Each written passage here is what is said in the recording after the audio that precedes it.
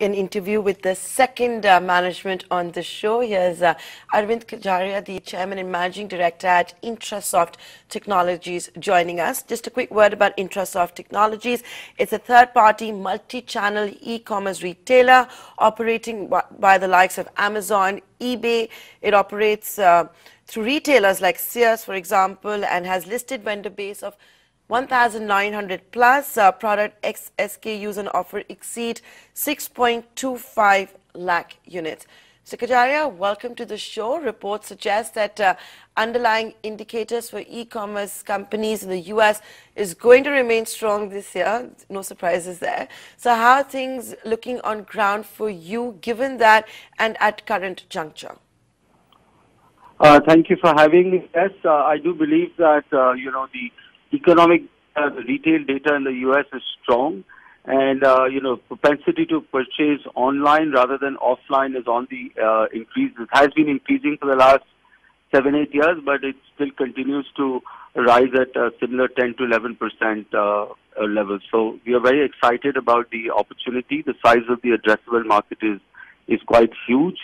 And, we've built the software, which is basically the sales and delivery engine, and is our main tech piece that does the whole selling on the marketplaces, and it also helps us to buy from the vendors. So we are the go-between the vendors and the marketplaces. So the consumers come to the marketplaces to buy all their products, and we contract products from the vendors and list it on the marketplaces.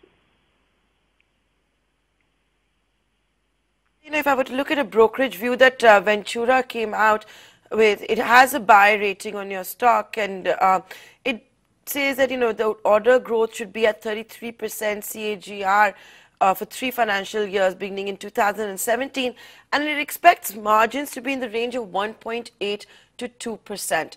Is that the kind of margins that your business and your company actually sees, and is that comparable to the peers? Do they all work on this 1.8 to 2% kind of margin?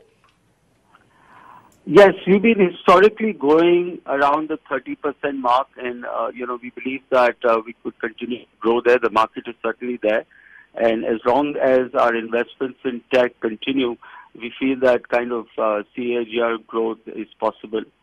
On the margin front, we spend a lot of money in development, and that money, has an effect on margins, puts a little pressure on margins. Can't really comment about our peers, but yes, we are at the phase where we are still growing, and we need to grow the team size, invest in tech, invest in marketing.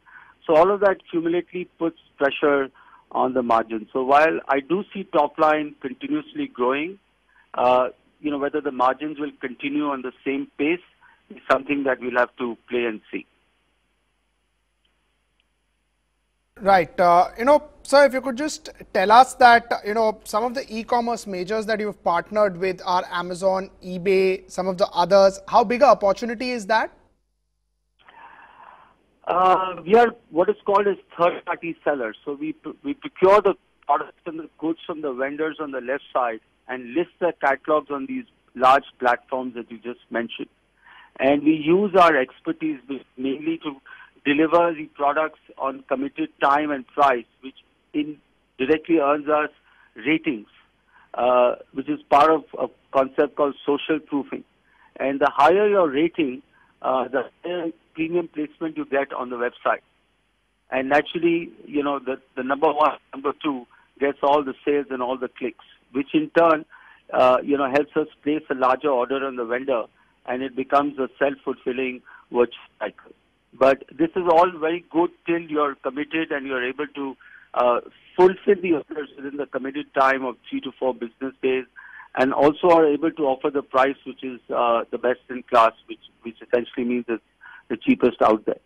To offer the cheapest price, you must be able to automate your systems and put in all the the risk management, etc., so that you're never out of stock, so that the customer always walks away happy with the experience.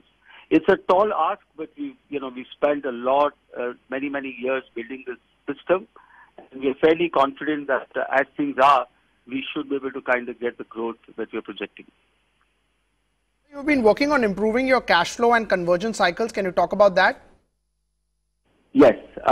Basically, somewhere around 14 months back, November of 16, we realized that, we have a brand strong enough where we now believe that all our vendors are more dependent on us than vice versa. And we initiated a process where, we are buying on credit, on selling on cash. Till then, we were actually paying a lot of cash upfront to procure the goods. And that changed, though it was hard on the ground and still continues to be hard, but, it greatly added to our cash flow. And we are now using the supplier's credit to grow and use the cash to make the investments I talked about a little earlier and grow the business. So the whole approach that we have is, maybe not so focused on margins, but maybe more focused on cash flows and use this cash from the supplier's credit to, grow at 25-30%. So what that does is, even though if you have a constant EBITDA in terms of percentage, your absolute EBITDA kind of goes up. And we've gone on record to say that we don't see us, diluting our equity or needing more equity cash. Right, sir. In which case, then the ROE, etc., begins to climb up. Right, sir. Thank you so much for explaining us about the company.